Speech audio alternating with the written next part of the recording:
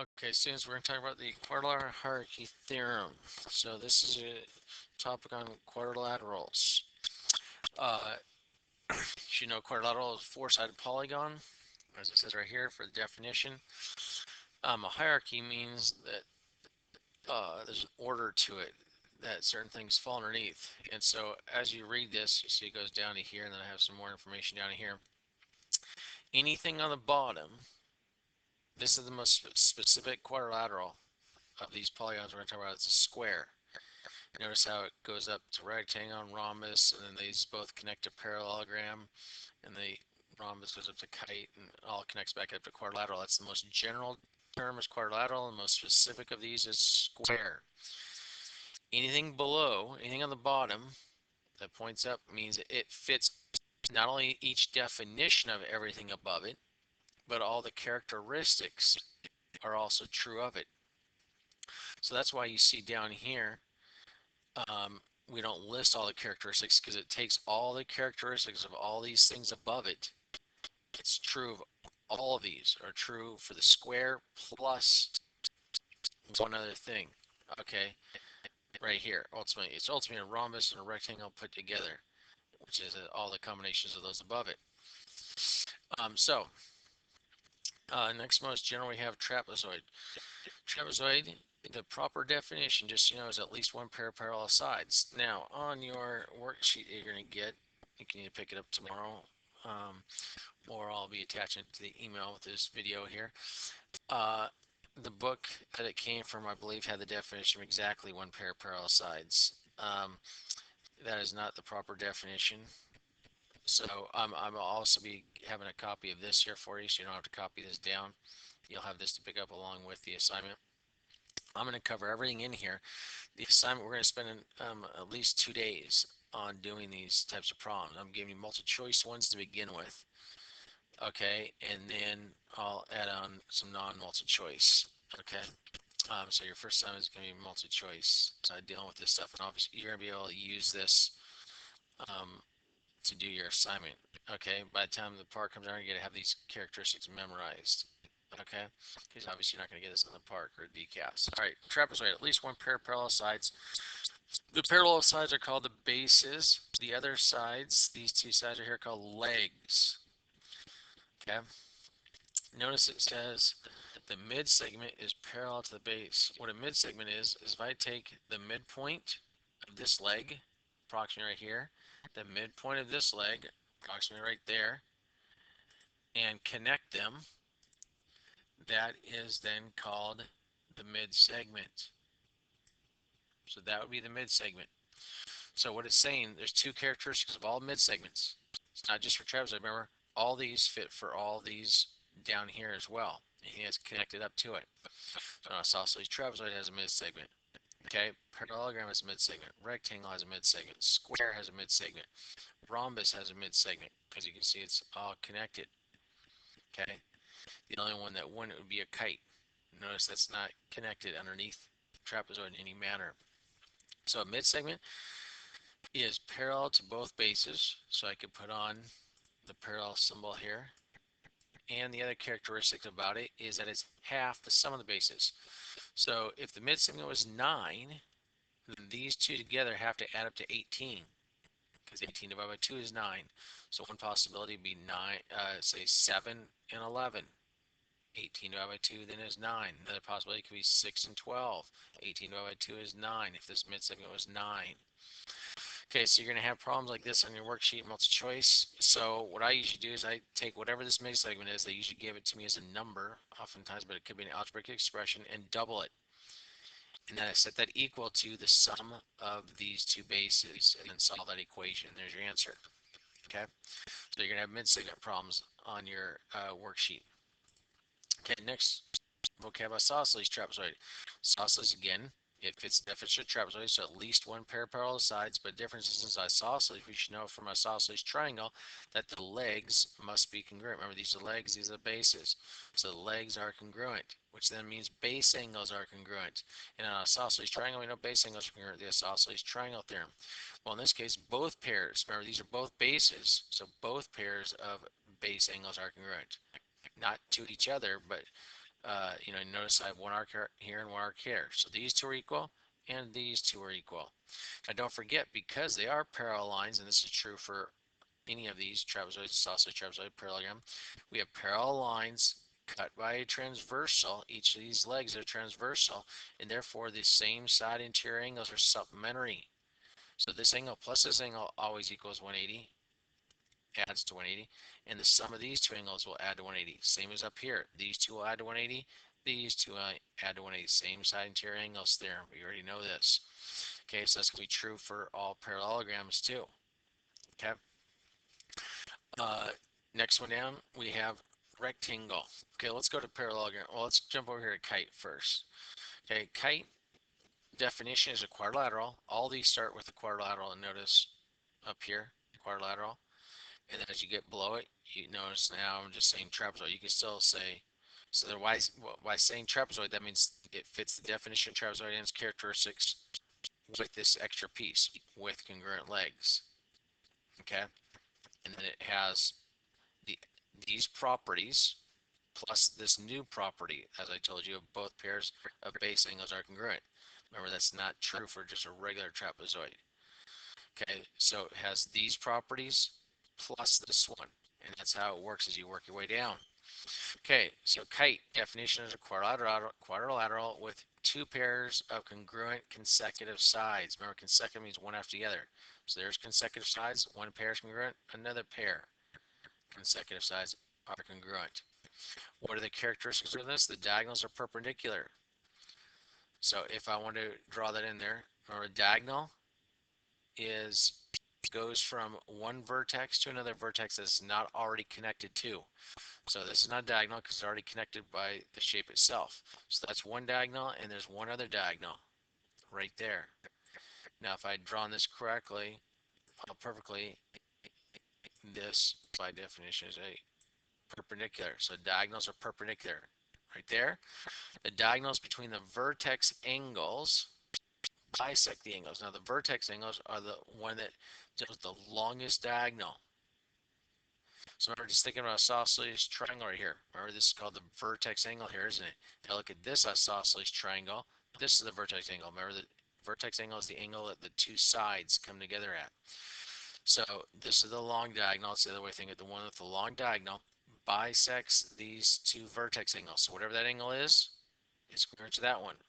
Whatever this whole angle is, it bisects it. So these two are congruent. Okay? And so that not only bisects these vertex angles, it also bisects this other diagonal. So that would mean this length, I could put 3 hash marks here, 3 hash marks here. I'm not going to do it here because it'll sort of make it look uglier, scrunching everything in there. It has it all written right here for you. And the non-vertex angles, remember these are the vertex angles, the non-vertex angles, these two, it's the entire angle, it's not this top piece or the bottom, it's the entire angle, those are congruent. So notice these vertex angles don't have to be congruent, but the non-vertex angles are congruent. So there's your definition of kite with its characteristics. Now don't forget, all these characteristics are now true of a rhombus as well, because it fits underneath here. Okay, so now we're going to talk about parallelogram. So parallelogram, this is the big, everything connected with parallelogram are the big four, if you want to think of that the DCAS is going to really focus on. Knowing these four and their characteristics. That doesn't mean that these aren't important, but these are the four that you're going to see multiple problems from. Okay. Okay, so parallelogram. What's the definition of parallelogram? A quadrilateral with both pairs of opposite sides parallel. That's why you see, remember the arrows mean parallel? I already have one pair here, one pair here. So there's a parallelogram. What are the properties of all parallelograms? Remember, since these fit underneath it, these are all parallelograms. A rhombus, rectangle, and square are all parallelograms. So not only does it fit that definition, but it has all these characteristics as well for these three also, because they fall below it. So we have here, opposite sides are congruent. So I'd be able to put a hash mark here, those are congruent. These two are congruent. Okay. Opposite angles are congruent. This angle, I'll go ahead and mark this one here because it won't mess up the drawing that much.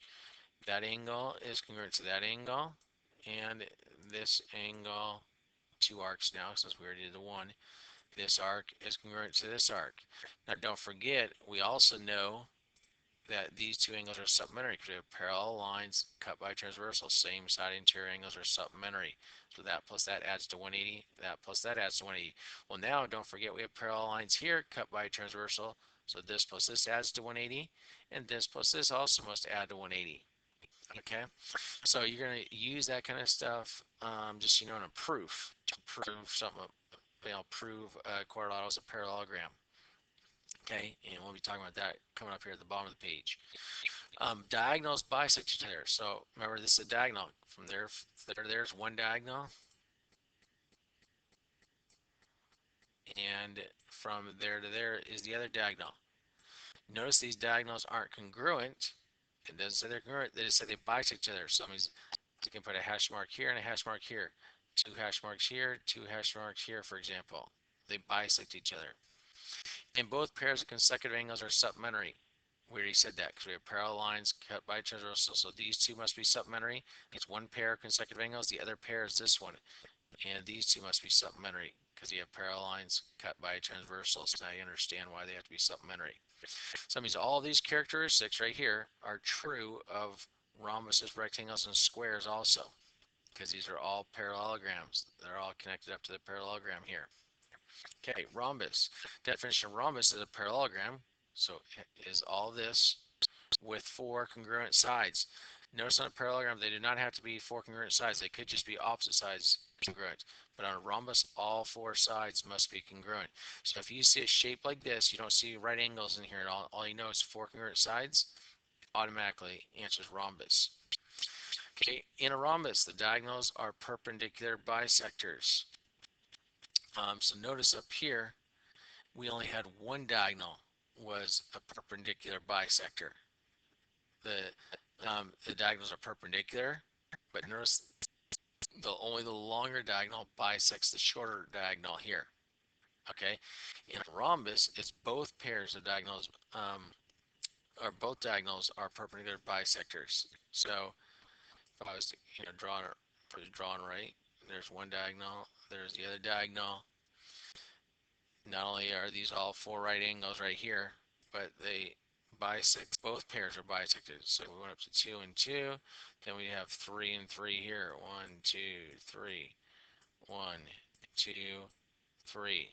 Now, if you want to put all these hash marks on there, these characteristics on the drawing, you can. When you get your worksheet, it will not have those drawings on there. Okay, I want to make it clear what the drawing itself looked like. If you want to add all these characteristics in that are written here onto here, like I just did here, that's fine. Or if you want to make bigger pictures, what I would actually suggest you do is you draw a picture like this on one side with a flashcard. Okay, then put all the characteristics that fit for that on the other side. See if you can name them. So remember, it's not just these two for rhombus. You have to have all four of these also, because remember, rhombuses are parallelogram. Okay, and do that for each of these shapes. That will help you to memorize the characteristics and also work on memorizing this quadrilateral hierarchy. Draw this out. Okay. Next one over here we have is a rectangle. So a rectangle is also a parallelogram, and it fits underneath the isosceles, trapezoid, and trapezoid. Okay, and obviously they all fit underneath quadrilateral. So what stands out with a rectangle? Okay, it has all of these characteristics for a parallelogram, plus the parallelogram, rectangle by definition is this parallelogram, so it fits this definition, opposite sides parallel, and it has four right angles. When you see four right angles, then you know you're talking about a rectangle. Minimally, it could be a square as well, because obviously you see this, because obviously a square is below this, so it has all four right angles, just like this has here, all these characteristics. But another difference for a rectangle is that the diagonals are congruent. So it has all these characteristics, but you notice it doesn't say anything about diagonals being congruent here. We just know the diagonals bisect each other up here. But now with the rectangle, not only do they bisect each other, but the diagonals are congruent. So that diagonal equals this diagonal. So now we've talked about the word diagonal even more specifically. Remember before, many of you students, when I asked the three types of lines, you'd say horizontal, vertical, and diagonal. Remember I told you, nope, there's another word in geometry for diagonal. And so now you're seeing a diagonal is a segment that connects two vertices that are not already joined together within a polygon. So these are the diagonals. Or so let's see if you guys can remember what that other word is for a slanted line. And we don't call it slanted either. It starts with an O. The answer is oblique. Okay, if you forgot that from the beginning of the year when I used to give you extra credit for that. Okay, so here's what a true diagonal is. Connecting any two vertices, non-adjacent vertices. Adjacent because they're going to be connected if they're adjacent. So it's non-adjacent ones. Okay, and so for all parallelograms, there's two of them. All right, so not only do they bisect each other, but they're also congruent for a rectangle. Okay, in a square, you often hear a square is all the combinations of a rhombus and a rectangle put together. Well, don't forget rhombus and rectangle also fit underneath parallelogram. Okay, so what stands out? So not only do we have four congruent sides from the rhombus, so there's your four congruent sides from the rhombus, but also four right angles that come from the rectangle. Definitional rectangle here, parallelogram with four right angles. So you put those two together, the four congruent sides and the four right angles, and that's what you get with the definition of a square. Parallelogram, that means opposite sides are parallel from this definition, and all four sides are congruent, and all four angles are perpendicular right angles. Okay, and then so notice it says all the properties of all the quadrilaterals listed below, because square is connected to every one of these up here. So every characteristic that you see mentioned here all fit for a square. Okay, so that's how you read this quadrilateral hierarchy theorem. Okay, or hierarchy itself. Okay, so here I'm explaining down here. The arrows show that the boxed in quads has all the properties of the quads that they point up towards. Example, parallelogram is a trapezoid and a quadrilateral. Okay, a rhombus is a parallelogram, trapezoid, kite, and quadrilateral. Okay, um, a square points up to all of them, so it has the properties of all of them.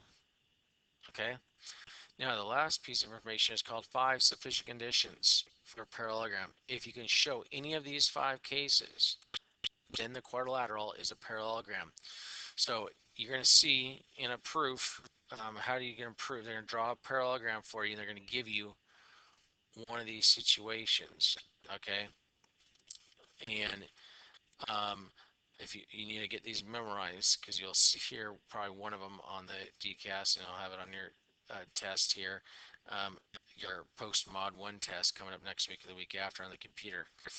Okay, so if you are given a quadrilateral where the opposite sides are congruent, then that's guaranteed to be a parallelogram.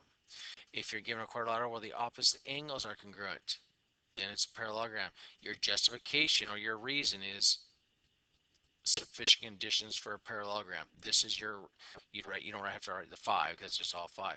You should write sufficient conditions for a parallelogram. That's your justification. If you can show the diagonals bisect each other, remember, here they are right here. So all I'm doing is really just listing off these 4 plus 1 extra. The diagonals bisect each other. If I can show any of these properties, or if I show both pairs of consecutive angles supplementary, there's these first 4 right here. If I can show any of these properties to be true, then the quadrilateral is a parallelogram. Okay, that's how it's easier to remember the first 4. The 5th one that is not listed here is one pair of sides are both congruent and parallel. It's the same pair. Okay, so an example of that, let's say I have this right here, and let's connect that right there. And they go ahead and tell me one pair of sides is parallel and congruent. It's got to be the same pair. So I can't have parallel here and congruent here. That doesn't work. It's got to be one pair only, parallel and congruent. That's what number 5 would look like. So if you have this situation given to you, then it's a parallelogram. The whole thing's a parallelogram. Justification, sufficient conditions of a parallelogram. Okay. So you'll see one of those on your dealing with this on your worksheet as well. Okay.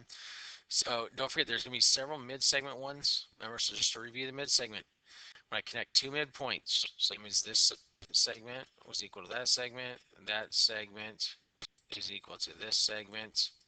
Okay, so these are midpoints. When I connect the midpoints, it will always be parallel to the other two bases. So it's going to be parallel. That's what our parallel symbol was here. And this equals the average of the two bases. So how do you find the average? You add the two together and divide by 2. So this length is the average of the two bases together. So like I said, I go ahead, whatever they give me here, I just double this and set it equal to the sum of that base plus that base, and then solve it. Okay, and then I'll go ahead and end this video. Come by and pick up your worksheet tomorrow. If you want a hard copy, I'll also attach it to this video if you want to just print it out yourself.